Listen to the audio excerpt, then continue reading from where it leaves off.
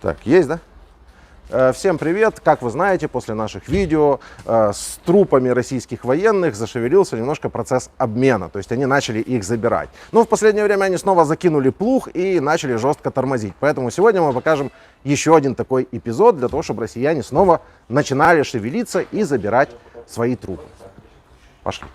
Дмитрий Николаевич, я небольшой любитель рассматривать все вот эти вот нюансы, поэтому предлагаю сейчас одного посмотрим, покажем, да, и пойдем дальше заниматься своими делами. Барчашвили Магомед Зелимханович. Давай, Дмитрий. Ты уже профессионал в этих вопросах. Я, да, специалист. Да. Поэтому можно... Ну, кстати, если честно, я думал, будет в плане запаха похуже. Искренне думал. Искренне готовился к худшему. Не, так, здесь действительно холодно. Вот. Так, а тут что еще? Тіло знайдено 27.07.2022, село Дібровне, Ізюмський район, Харківська область. Угу. Тут еще один пакет.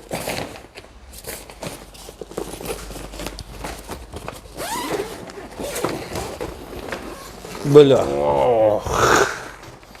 Что-то у него голова отпала, да, я смотрю? Чуть-чуть, да. Ехал, немножко трусился, видимо.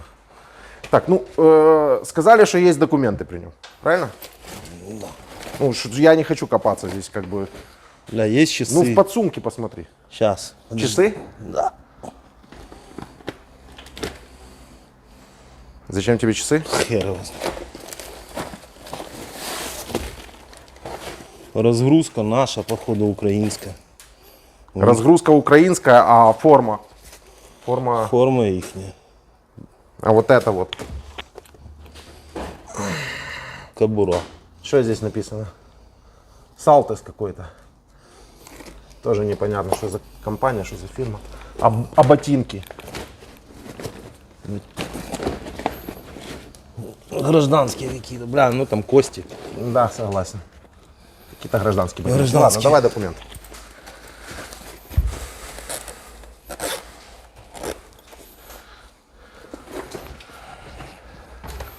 Давай.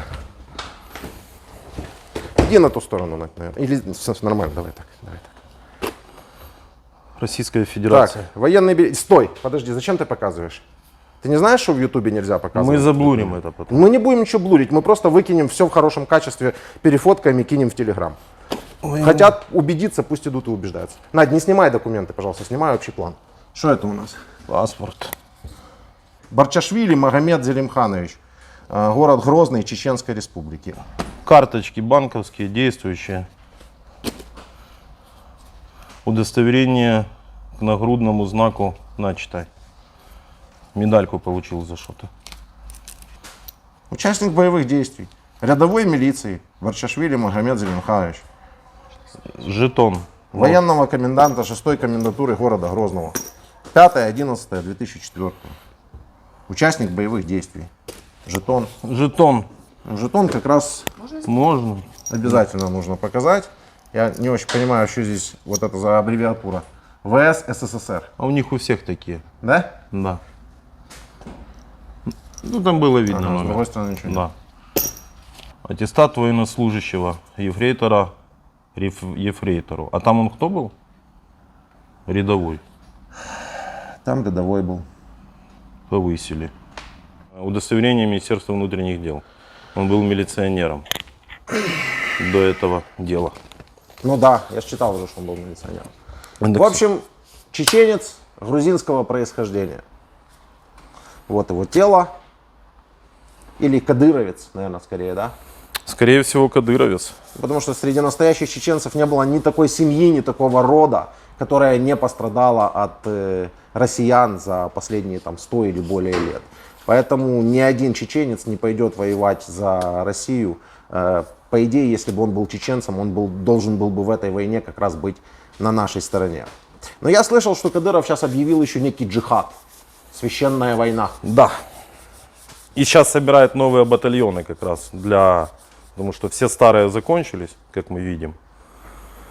А нам еще люди, которые разбираются в исламе, рассказали, что очень даже неплохая примета или там традиция, а не забрать тело с поля боя, тем более в священной войне, это очень страшная. Там страшный фотографии же фраза. есть. Да, есть фотографии, в этом месте они сейчас будут появляться. Там, где его нашли, на фотографиях видны бинты, и видно, что в этом месте были еще и раненые люди, которых забрали. А его не забрали, поэтому был он... Наверное, россияне русских забрали, да? А этот зачем? Он же уже отвоевался. Отвоевался. Больше он им не интересен. Пусть лежит на солнце и разлагается. Я это так понимаю. Потому что рядом действительно были бинты, перевязки. То есть других раненых, погибших позабирали, а этого нет. Вот это вот, чтобы сейчас показать россиянам, которые очень любят говорить. Которые очень любят говорить, увидели нашу разгрузку, и сейчас начнется, что это вот уже украинец. Вон, значит, да? смотри. Ну вот, армия России, понимаете, да? Все, дальше вскрывать ничего не Червячки. нужно. Косточки. Армия России, червяки и косточки. Фу, бля, ну сейчас война. Еще это что же. не снять? Украинская земля его не захотела к себе принимать, поэтому... Украинская земля их всех не хочет к себе принимать, но ты знаешь, я бы вот по вопросам вот этого джихада, священной войны, религиозным вопросам, поскольку мы в них так плаваем, я бы спросил у священнослужителя какого-то, именно исламского, для того, чтобы он нам дал разъяснение.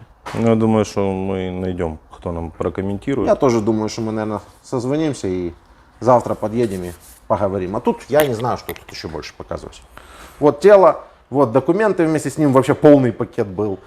Остальные я показывать не хочу. Россияне, забирайте своих трупов. Россияне, забирайте своих трупов. Украинская земля их принимать не хочет. И черви уже у нас сыты по горло. Ну и как видим в очередной раз, где-то украденный или снятый с нашего бойца разгрузка под бронежилет, гражданская обувь, гражданская кобура, купленная в каком-то магазине коммерческом. Вторая армия мира. Да. Запаковывай. Запаковывай. Это твое любимое дело. Прибыли в Ассоциацию мусульман Украины. Нам пообещали прокомментировать немного Коран, вообще вот эти мусульманские истории, отношения к мусульманам. Думаю, будет интересно. Пойдем. Айдар Исаевич, здравствуйте. Мы с вами посмотрели несколько фото и видео. У нас возникло несколько вопросов как я сказал, к священнослужителю. Это правильная формулировка? Добрый день, рад вас видеть. Ну, в исламе у нас не называют людей религиозных, руководителей религиозных священнослужителей, их называют везде по-разному. Муфти, имам, в азиатских странах мулла, также распространенная, где-то в тюркских странах употребляют оджа. Все эти слова имеют, естественно, какой-то свой этимологический смысл. Оджа – это учитель, имам – это руководитель, муфти – это тот, кто выдает фетвы, то есть религиозные решения по тем или иным вопросам. Ислам, он однороден или все-таки разделен на какие-то другие различные течения? К сожалению, ислам неоднороден, и в этом нет ничего такого удивительного, поскольку пророк Мухаммад, мир ему, предвещал об этом. Он говорил, что иудеи разделятся на 71 течение, христиане разделятся на 72 течения, а моя умма разделится на 73 течения. Ну и далее он говорил, что лишь только одна группа, если мы говорим про мусульман, попадет в рай. И его сподвижники, апостолы спросили: а кто это, о посланник Аллаха? Он сказал: это те, которые следуют тому, чему следую я. Поэтому для людей, соблюдающих мусульман, для разумеющих мусульман, всегда во всем в этой жизни, если мы говорим про религию, про веру в Бога, про связь с Богом, должен быть лишь один критерий. Это что сказал Всевышний в своей последней книге, то есть Коран, и что говорил пророк Мухаммад, мир ему, и заповедал, то есть изречения его, то есть хадисы, которые дошли до нас и сохранены в достоверных сборниках. Мы хотели бы донести несколько мыслей до людей, которые сегодня проживают в Чечне или в Ичкерии.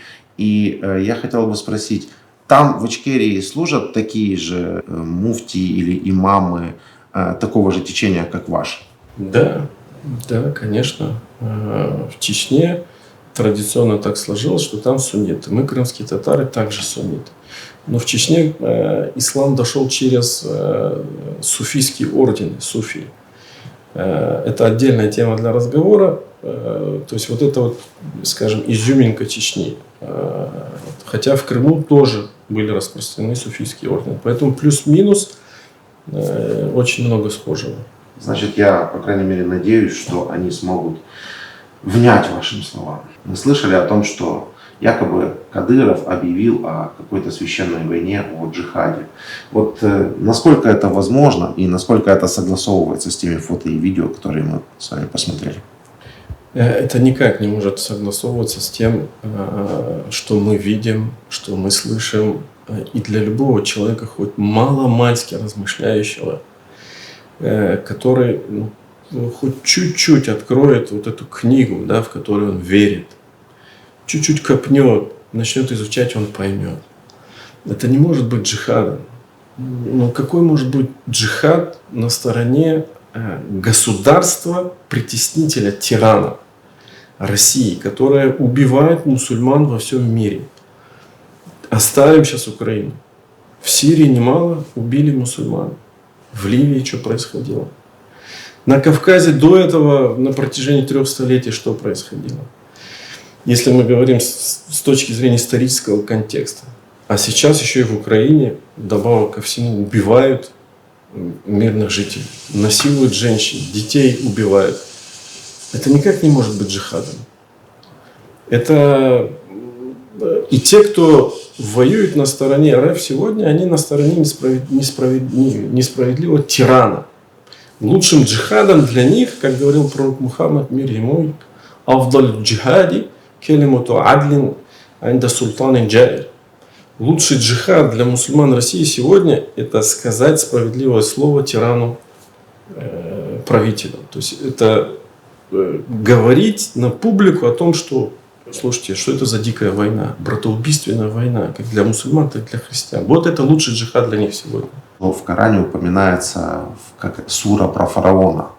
И вот мы видим вот эти вот фотографии. Что вы можете об этом сказать? Все верно, да. Когда я увидел эти фотографии, эти видео, которые Всевышний, возможно, сохранил как некий знак, то у меня возникли такие ассоциации. Ассоциации с фараоном, с тираном, о котором Всевышний Аллах говорит в Коране: «Фальйоума нунаджика бибаданика».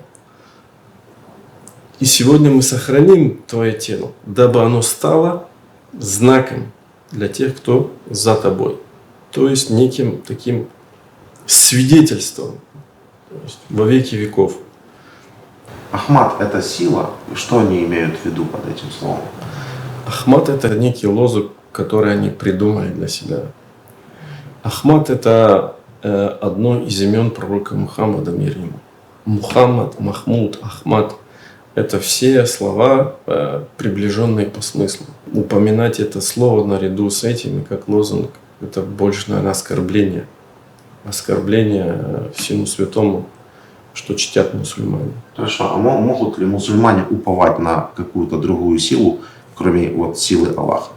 Упование, как деяние сердца, оно возможно исключительно на Всевышнего.